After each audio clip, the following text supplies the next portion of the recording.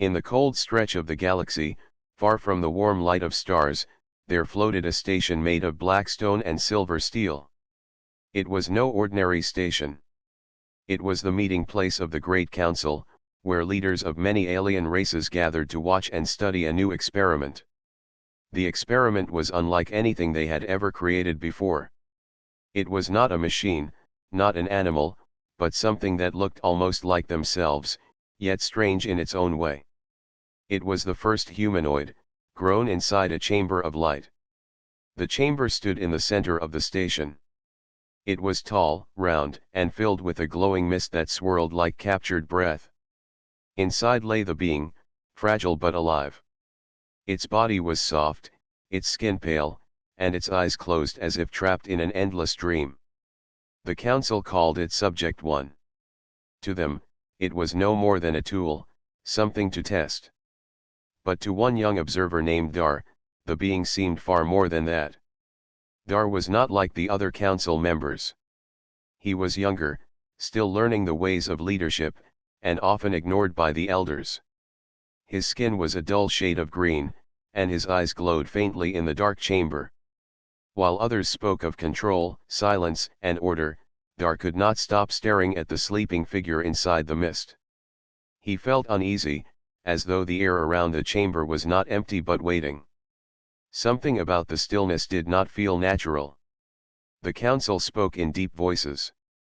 "The subject is stable," said one elder. "No signs of resistance. No signs of awareness." Another added, "It will remain silent."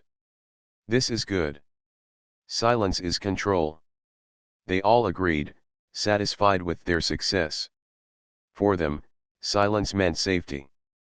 They believed that a creature without voice could not disobey, could not inspire, could not lead. Yet Dar was not at ease. He leaned closer to the glass, studying the face of the humanoid. Though its eyes were closed, there was a slight twitch at the corner of its mouth, a faint tremble in its hands. It seemed to Dar that the being was not as still as the others believed. It was restless. Perhaps it was dreaming. Perhaps it was waiting.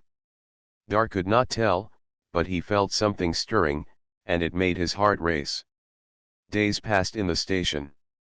The council recorded every small movement, every flicker of life inside the chamber. They treated it like numbers on a page, never stopping to wonder what those movements might mean. Guards were posted at every corner, strong beings with armor and weapons, ready to strike if the subject became dangerous. But in truth, the humanoid looked weak and harmless. It could barely lift its hand. It could not stand, walk, or fight. Most of the council laughed at the idea that it might ever resist.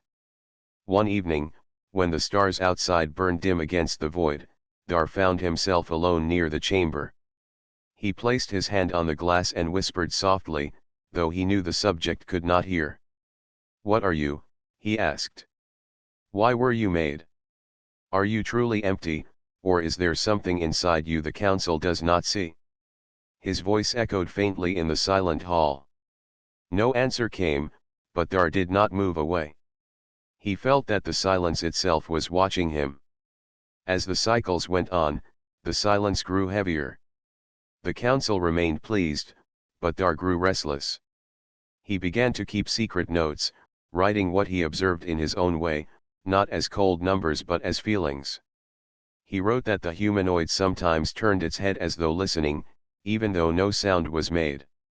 He wrote that its chest sometimes rose and fell faster, as if its heart was racing. He wrote that its lips moved slightly when no one was near, as if trying to form words. The elders ignored these details. To them, such signs meant nothing. To Dar, they meant everything. There came a night when the station was quieter than usual. The stars outside were hidden behind a passing cloud of cosmic dust. The halls were empty except for the guards standing half asleep at their posts. Dar once again stood near the chamber, his eyes fixed on the being within. This time, he saw something different. The subject's fingers curled tighter than before. Its chest lifted with effort. Its face twisted as though caught in struggle. Dar stepped back, uncertain, but also fascinated. Something was about to happen. He could feel it in the air.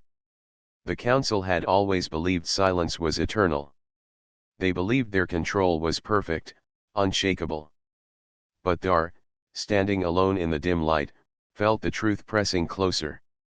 The silence was not endless. It was a wall waiting to break. And he sensed that when it did, nothing in the galaxy would remain the same. The humanoid's eyes flickered beneath closed lids. Its lips parted slightly, as if ready to release something long held back. The guards shifted uneasily without knowing why. The air seemed thicker, heavier, charged with energy. Dar's hands shook as he watched. He did not understand what was coming, but he knew it would change everything. For the first time, fear touched his heart, not fear of the subject, but fear of the unknown that waited just beyond the silence.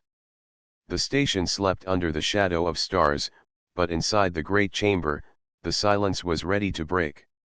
Dar stood at his post, eyes locked on the humanoid.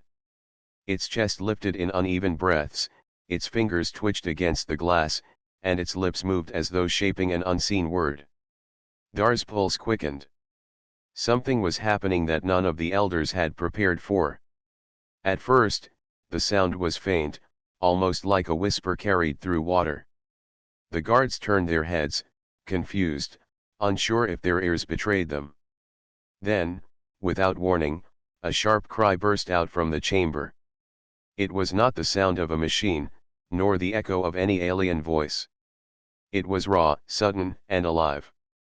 The walls trembled as the cry spread through the station, bouncing across metal and stone. The guards dropped their weapons in shock, and lights flickered as if the station itself shivered. The humanoid had cried. For a long moment, no one moved. The echo of the sound seemed to live in the air, refusing to fade. Dar's heart pounded. He had expected movement, perhaps speech, but not this. A cry was different. It was not simple noise. It carried weight, emotion, and something deeper that stirred even in those who did not understand it. Dar felt it in his chest, like a pull he could not resist. It was not anger. It was not command. It was the voice of life itself. Alarms rang through the station as the council rushed to the chamber. Elders in heavy robes entered, their faces grim. What was that? One demanded. How is this possible? Another growled. The guards stood silent, still shaken. None of them had ever heard such a sound before. The chamber was built to control, to suppress, to hold power in silence. Yet the cry had broken through every wall. The eldest counselor, a tall figure with skin like stone, stepped forward and glared at the being inside. It makes sound, he said with disgust. It should not be able to do this. Silence was its purpose. The others murmured in agreement. To them, the cry was not a miracle but a threat. If one sound could escape, what might come next? Words. Songs. Commands that stirred rebellion? Fear spread quickly among them. Dar, however, could not look away from the chamber. He replayed the cry in his mind. It had not been random. It had not been meaningless. He remembered the trembling in the humanoid's body, the way its face twisted in effort, and the sudden release.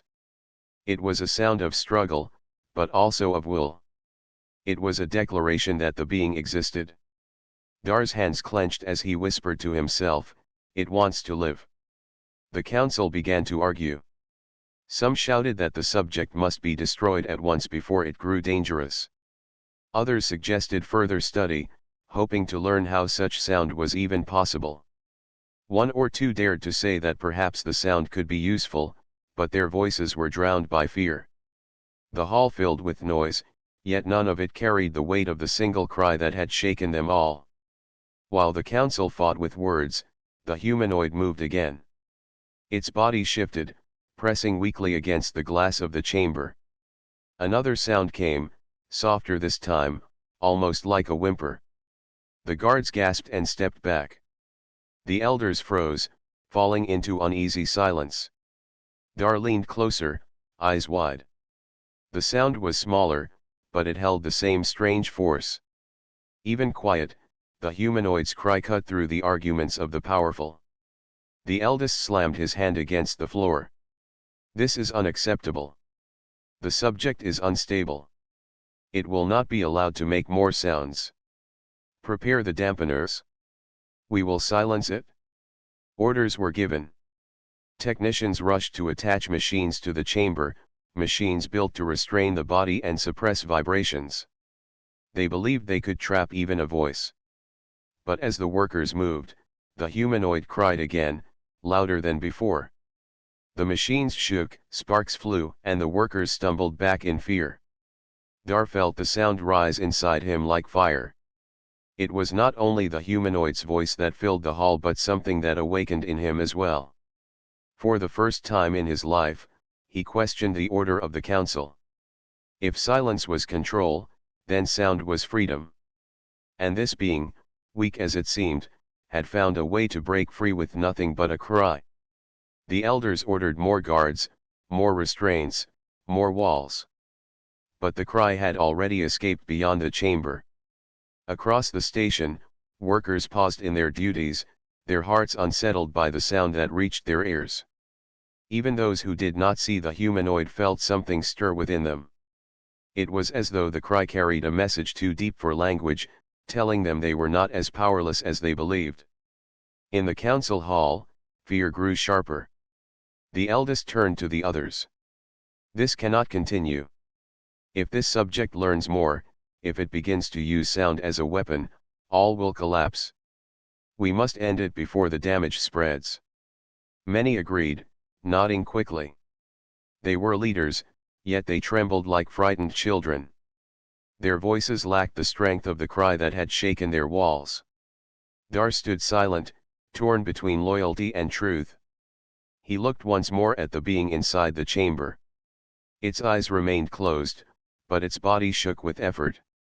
It cried again, softer this time, but filled with determination. Dar felt his chest tighten. He could not deny it anymore. This was not an accident. This was the first voice of something greater. The council did not see it, but Dar knew. The cry was not just sound. It was the beginning of a will that could not be silenced. The sound of the cry did not stay locked inside the chamber. It traveled through the metal walls of the station, moved along the channels of air, and spread into every hall. Workers heard it while carrying their tools. Pilots heard it while sitting inside their ships. Even the smallest servants paused, ears wide, hearts pounding. None of them had ever heard a sound like this. It was not the sound of orders, not the hum of machines, not the empty rhythm of duty. It was something alive, filled with a strange force that none could explain. Whispers began to spread through the station. "The subject has a voice," said one worker quietly. Another replied, "It cried like a child, yet I felt it inside my chest." Some were afraid. Others were curious. A few even smiled without knowing why. The cry had stirred feelings in them they could not name. Inside the council hall, the mood was darker. The elders gathered in a circle, their voices sharp and uneasy. The eldest counselor, whose skin was like stone, slammed his staff against the floor. "This is the beginning of chaos," he declared. "If one creature can create such fear with only sound, imagine what will happen if it learns more. We must erase it." His words echoed, but the echo carried no strength compared to the cry they had all heard. A different elder spoke, her voice trembling. "Perhaps the cry has meaning. We do not know what it is yet. Should we not study it?" Others hissed in anger. "Study it? We nearly lost control. The guards could not hold their ground. Even our machines shook. That is not something to study, that is something to destroy." Dar stood in the shadows, listening. His heart was torn. He wanted to speak, to tell them that the cry was not a threat but a sign of life. Yet his tongue held still. The council was not ready to hear such words. Their fear was too strong. He knew that if he spoke now, he would be silenced along with the subject. Beyond the council, the cry reached farther still. The station was connected to other outposts by channels of energy and sound. The vibration of the humanoid's cry traveled across those channels like a wave. On distant posts, guards and workers stopped what they were doing, turning their heads in confusion. In one mining colony, the cry reached the ears of tired workers, and many felt tears roll down their faces though they did not understand why. In another outpost, soldiers gripped their weapons tighter, unsettled by the sudden pounding of their hearts. Fear spread, but not only fear. Something deeper moved with it, a spark of emotion that none of them had ever known before. The council soon received reports from across their domain. "The cry is heard beyond the station," said one messenger. "It spreads through the channels. The people are restless." The elders looked at each other with dread. They had built their rule on silence, on obedience, on control. But now, one fragile voice was breaking through. It was a sound they could not stop, for even if they destroyed the subject, the memory of the cry had already planted itself in countless hearts. That night, when the halls grew quiet again, Dar went alone to the chamber. The humanoid rested inside, its body weak but alive. Its eyes were still closed, yet its chest rose with steady breath. Dar pressed his hand to the glass. "Do you know what you have done?" he whispered. "You made the stars listen. You made the council tremble. You made even me feel something I cannot explain." His words were soft, but his voice carried awe. He no longer saw the subject as an experiment. It was a being with power unlike anything he had known. Behind him, a voice spoke. "You should not be here." Dar turned and saw one of the guards. The guard's armor gleamed in the dim light, and his weapon rested in his hands, but his eyes looked uneasy. "The council says this creature will bring ruin," the guard continued. "But when it cried, I could not lift my weapon. My hands shook. I have fought many battles, yet never have I felt fear like that. Tell me, Dar, what is this creature?" Dar hesitated. Then he said quietly, "It is not just a creature. It is something new. The cry is not a weapon. It is a voice. And a voice can change everything." The guard said nothing more, but Dar saw doubt in his eyes, the same doubt that now spread through many hearts across the stars. In the following days, the council ordered stronger machines to silence the subject. They placed shields around the chamber, hoping to block the sound. They trained more guards to stand watch. Yet no matter what they did, the fear did not fade. Every being on the station still remembered the cry. They whispered about it in secret. Some feared it. Some hated it. But many felt strangely alive because of it. The elders could not stop the whispers, and whispers are dangerous.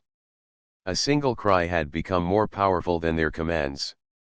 They did not know it yet, but the sound that had escaped the chamber was no longer just the voice of one being. It was becoming the voice of many. Across the stars, beings began to wonder what else might be possible if silence could be broken. Dar knew the truth. The cry was only the beginning. More would come. And when it did, the galaxy itself would change forever. The council chamber was filled with tension. The elders sat in their circle, their heavy robes brushing against the cold floor. Their faces were grim, their voices sharp. Reports from the outer stations kept coming. Workers, soldiers, and even servants were unsettled. They spoke of the cry, how it echoed inside their minds, how it made them question their orders. The council feared what they had unleashed. They believed the subject was weak, yet its voice carried farther than their armies ever could. "The cry must be silenced," the eldest counselor declared. His stone-like face was hard and unyielding. "Build stronger walls. Use stronger dampeners. Do whatever is needed, but it must not cry again. Orders spread through the station. Technicians worked day and night, wrapping the chamber with layers of metal, attaching heavy devices meant to crush sound. Guards stood closer, weapons always ready. The humanoid remained inside, frail and quiet, but its silence was not the same as before. It was not the silence of control. It was the silence of waiting. Dar watched closely. He noticed small things others ignored. The humanoid's fingers curled tighter each day. Its chest rose and fell with more strength. Its lips moved more clearly, as though practicing sounds even in sleep. Though its body looked weak, its spirit grew stronger. Dar felt it each time he stood near. It was like standing close to a fire that burned quietly but refused to die. One evening, when the council inspected the chamber, the humanoid stirred. Its hand pressed against the glass, leaving a faint mark. The elders leaned forward in alarm. "Why does it move so freely?" one demanded. "It should remain still." Another hissed, "It resists us." Fear crept into their voices again. Suddenly, the chamber filled with sound. The humanoid cried once more, louder than before. The walls shook, the dampeners sparked, and the air vibrated like a storm. Guards stumbled, covering their ears. The elders froze, their eyes wide. They had built walls upon walls, yet the cry broke through as if nothing held it back. Dar felt the sound deep in his chest. It was not only a cry of pain. It was a cry of will. It was a cry that said, "I will not be silent." The technicians rushed to fix the dampeners, but the machines smoked and failed. The guards raised their weapons, but none of them could step forward.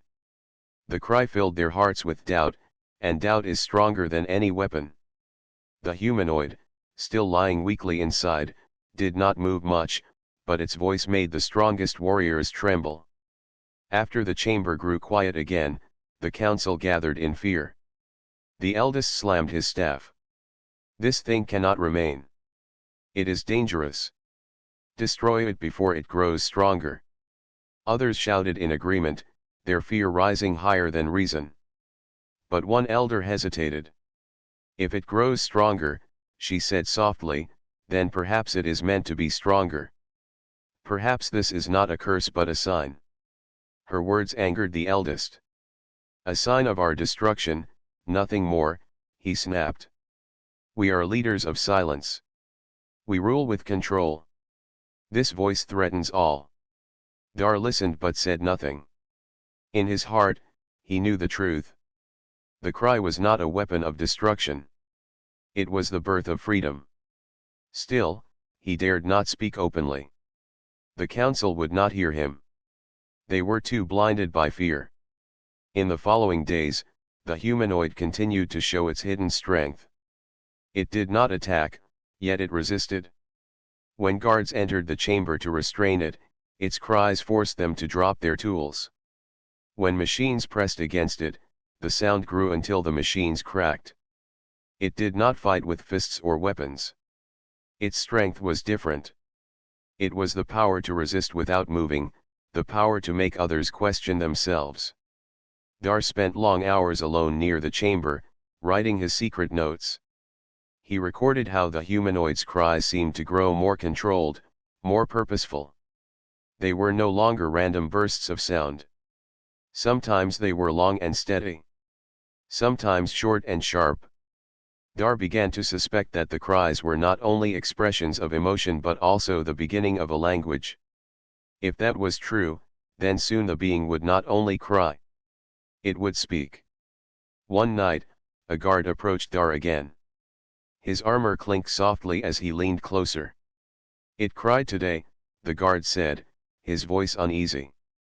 "I felt my strength vanish. I could not move. What is happening to us?" Dar looked at him and answered, "It is not your strength vanishing. It is your fear breaking apart. The cry shows you something you have never felt before. That is why you cannot fight it." The guard frowned but did not argue. He walked away with doubt in his eyes. The council remained restless. They built more machines, But every attempt failed. The cry always broke through. No matter how many walls they raised, no matter how many guards they trained, the sound found its way. Fear spread wider. Whispers traveled not only across the station but also to distant colonies. Beings began to talk in secret. Some said the cry was a curse. Others said it was hope. Dar knew what it truly was. It was strength, but not the kind the council understood. It was hidden strength, the strength of a voice. And he also knew that soon, the voice would grow clearer. The first cry had shaken the stars. The next words would change them forever. The council chamber grew darker with each meeting. The elders no longer sat with calm dignity. Their voices were sharp, their hands restless. They feared what the humanoid might become. Reports continued to arrive from distant colonies. Miners spoke of strange dreams after hearing the cry. Soldiers admitted that their discipline weakened. Servants whispered that the sound gave them courage they could not explain. The cry had spread farther than the council expected. Silence, which had once been their weapon of control, was breaking. The eldest counselor rose to his full height, his voice heavy with command. Enough, he thundered. This subject must not live. We gave it form, but it has betrayed its purpose. If we allow it to remain, our rule will fall. A vote was called. Elders raised their hands one by one. Some hesitated, but most agreed with the eldest. Fear ruled their hearts. They chose destruction.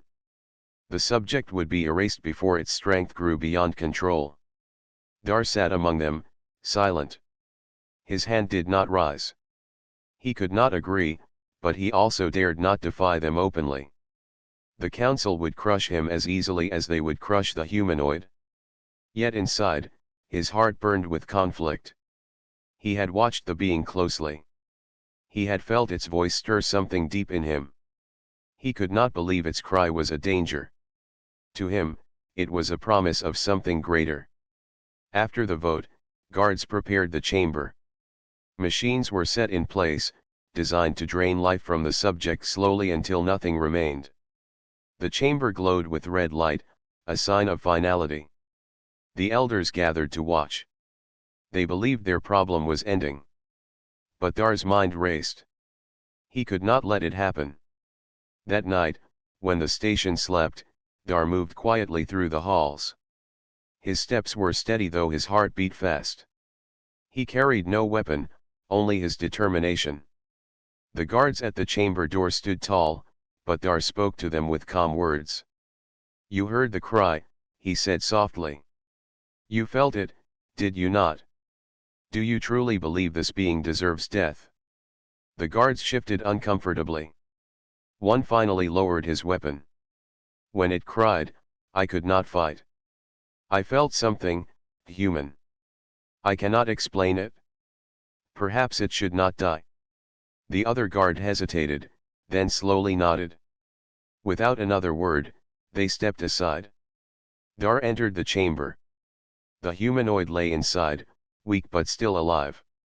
Its eyes remained closed, but its chest rose with steady breath. The machines hummed, ready to erase it. Dar moved quickly, pressing his hands against the controls. He pulled wires, shut down circuits, and silenced the machines. Sparks flew, but the glow of death faded. The humanoid stirred, as though sensing what had happened. For the first time, its eyes opened. They were not like alien eyes. They were round, clear, and filled with light. Dar froze, overwhelmed. The being looked at him, and though it could not yet speak, its gaze held meaning. It was the gaze of life, of awareness, of something beyond control. The humanoid's lips parted, and a sound escaped. It was not a full word, but it was different from the earlier cries. It was softer, steadier, almost like a question. Dar's throat tightened. He whispered, You are alive. You are not an experiment. You are more than they know. The being's eyes followed him as he unlocked the chamber. Slowly, With great effort, it lifted itself and stepped onto the floor. Its legs trembled, but it stood. It looked at the ceiling, at the walls, and finally at the stars through the wide window. Then it released another cry.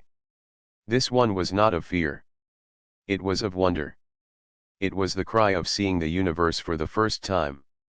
Alarms rang as the council learned of Dar's actions. Elders shouted orders.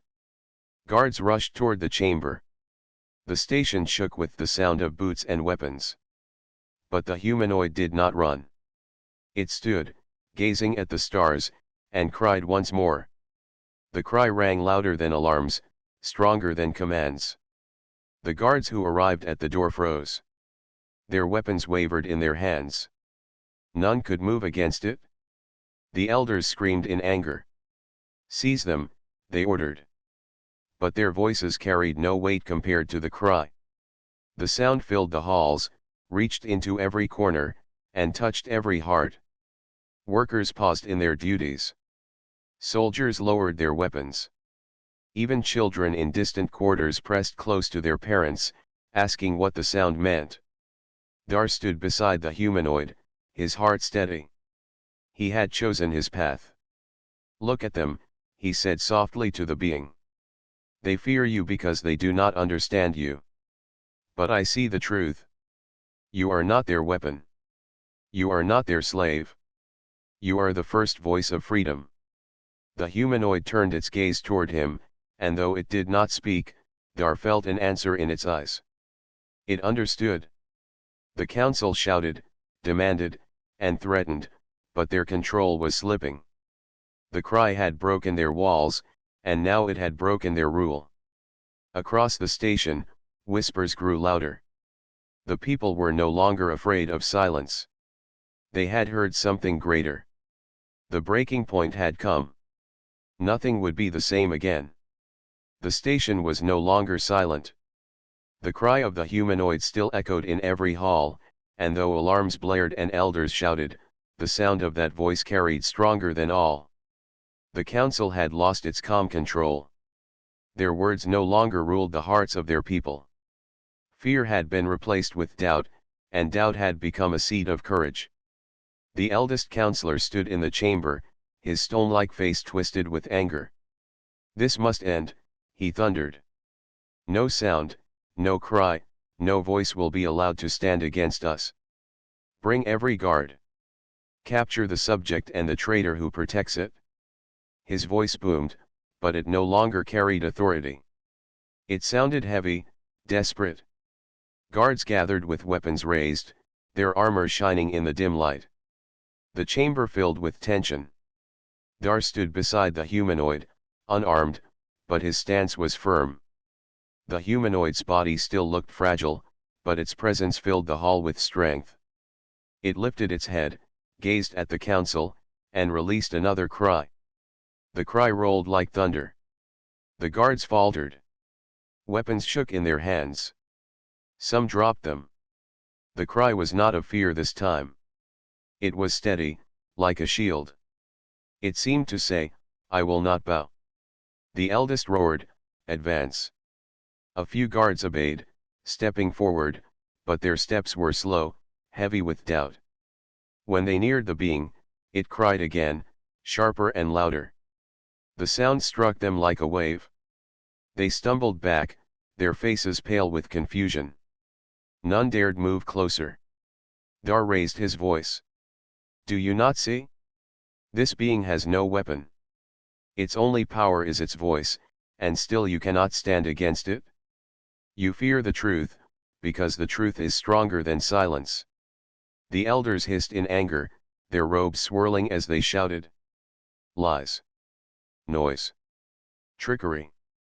Do not listen." But their words no longer touched the people. The cry had reached too deep. All across the station, unrest spread. Workers refused to return to their tasks. Servants whispered in groups, speaking of freedom. Even soldiers in distant halls began to question their orders. The cry had touched them all, and now the council's commands sounded hollow. The humanoid stepped forward. Its legs trembled, but it moved with purpose. Every step carried weight, as though it had chosen its path.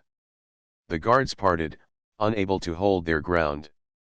The elders shouted for them to fight, but none did. They could not raise their weapons against the voice that called from within their own hearts. The eldest counselor's fury grew. He raised his staff high, its tip glowing with a sharp light.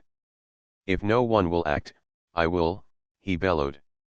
He pointed the staff at the humanoid, ready to strike. The air filled with heat as the weapon charged. Dar leapt forward, standing between the staff and the being. "Stop," he shouted. "You cannot silence what has already begun. If you destroy this one, the voice will still live in us. It will never fade." The eldest sneered, his stone-like skin cracking with rage. "You are weak, Dar. You let the sound poison your mind." He prepared to strike. But before he could, the humanoid cried again. This cry was unlike any before. It was vast, deep, and filled with power. It shook the council hall. It rattled the stars outside the windows. Lights flickered, walls groaned, and every being in the station felt their hearts pound in rhythm with it. The staff in the eldest's hand shook violently, the light at its tip flickering out. His grip faltered. His knees bent. For the first time, the mighty counselor staggered backward. The other elders clutched their ears, their eyes wide with fear. Their words died in their throats. The chamber was filled with one sound only, the humanoid's cry. Then, silence followed. Not the old silence of control, but a heavy pause, as if the galaxy itself was listening. The humanoid lowered its head, its body shaking from the effort, but its eyes glowed with awareness. Dar spoke into the silence. His voice carried strong, carried by the courage of the cry. "This is not the voice of destruction. This is the voice of freedom. You call it danger, but it is hope. It does not fight with weapons. It does not command with fear. It speaks with truth. And truth is something you can never silence." The guards looked at each other. Many dropped their weapons fully and stepped back. Some even bowed their heads toward the humanoid. The people in the station, hearing the echoes through the channels, began to cheer quietly, though they had never cheered before. It was not rebellion yet, but it was no longer obedience. It was the first sign of change. The eldest stumbled, his face pale with rage and fear. "This is treason," he spat. "You all will pay for this." But his words were weak now. No one moved at his command. No one feared him anymore. The clash of voices had ended. The council's voice, once unshakable, was fading. The humanoid's voice, though new and fragile, had risen stronger. The people had heard it, and they could not unhear it. Dar placed a hand gently on the being's shoulder. "You have done what no one else could. You have given us a voice. And with that voice, the stars will change." The council chamber stood in silence, not of control, but of awe. The first battle had been fought, and it had been won not with weapons, but with a cry. The council chamber stood still after the clash. The echoes of the humanoid's cry still lingered in the air, alive in the hearts of all who had heard it. For the first time in generations, silence did not feel heavy. It did not carry fear. It was not the silence forced by the council. It was the silence of change waiting to begin. The eldest counselor leaned on his staff, his body trembling. His voice cracked as he tried to speak, but the people no longer listened. His words were like dry leaves in a storm. Power had slipped from his grasp, and no threat could bring it back. Dar stood strong beside the humanoid. His eyes moved across the chamber, studying the faces of guards, workers, and the younger council members who had been forced to obey for too long. They were no longer chained by silence. Some lifted their heads, some clenched their fists, and some even looked at the humanoid with tears in their eyes. The humanoid itself stood weak but steady. Its body swayed, but its eyes shone bright, reflecting the light of the stars beyond the wide window of the chamber. It had no weapons, no armor, no army. Yet it had already won something greater, the hearts of those who had been afraid to dream. The eldest shouted one last command. Seize them. Crush this rebellion before it spreads. But no one moved. The guards turned their faces away, refusing to obey. Some dropped their weapons at the feet of the humanoid. Others stepped back, choosing silence rather than loyalty to the council. The eldest realized his rule was broken. His face twisted in despair. You will regret this, he hissed, before stumbling back into the shadows of the chamber. The other elders followed him, their robes dragging behind, their authority gone. They left not as rulers, but as cowards fleeing the voice they could not silence. For a long moment, the hall was filled with quiet. Then, slowly, a sound rose. It was soft at first, like the stirring of the wind. Workers began to clap their hands together. Guards joined them. The sound grew louder, spreading like a wave until the chamber was filled with thunderous applause. Dar felt his heart race. He had never heard such a sound in all his life. It was not ordered. It was not forced. It was the sound of free people, lifting their own voices. The humanoid's lips trembled. From its throat came another cry, not sharp this time, not heavy, but warm and steady. It was the cry of life, the cry of hope. The applause rose higher as the cry carried through the station. Every worker, every servant, every soul who had been made to fear, heard it. And every one of them knew the truth. The era of silence had ended. The news spread fast. Across the station, people looked up from their machines and tools. They looked at each other with wide eyes. Some laughed for the first time. Some cried openly. For the first time in memory, they shared sound without fear. The youngest among them were the boldest. Children, who had been taught never to raise their voices, now shouted and laughed, their voices joining together like a river breaking free from a dam. Their joy filled the halls, and even the most hardened soldiers could not resist smiling. Dar guided the humanoid out of the chamber. The path before them was not smooth. The council still existed, and there would be battles to come. But the first step had been taken. The people had remembered what it meant to feel. They had remembered what it meant to speak. In the great central hall of the station, a crowd gathered. Thousands stood shoulder to shoulder, their eyes fixed on Dar and the humanoid. The air was charged with energy. No one commanded them to gather. They had chosen to come. Dar raised his hands, his voice strong and steady. We have lived in silence too long. We were told that fear was safety. We were told that quiet was strength. But today, a new voice has been heard. A voice that is not chained. A voice that speaks for all who suffer. He stepped aside, letting the humanoid take the center. The being lifted its head and cried once more. The sound was not of pain, nor of fear. It was the cry of a beginning. The cry shook the walls, carried through the halls, and spread into space itself. Every being who heard it knew what it meant. The cry was a promise that silence would never again rule them. It was a promise that the stars would no longer belong to the council alone. It was the first cry of freedom. The people answered with their own voices. Some cheered, some clapped, some simply shouted into the air. The station shook with the strength of their sound. For the first time, the people of the stars were not ruled by silence. They were ruled by their own voices. Dar looked at the humanoid and felt pride swell in his chest. You have given us more than hope, he whispered. You have given us a future. The humanoid's body trembled, but its cry continued. It was the sound of a newborn world, carried across the stars. It was the sound that no council, no chain, no weapon could ever destroy. From that day, history would remember this moment not as a rebellion, not as a fight, but as the day when silence was broken. The day when one fragile cry became the loudest sound in the galaxy. The first humanoid cry had spoken, and the universe would never be the same.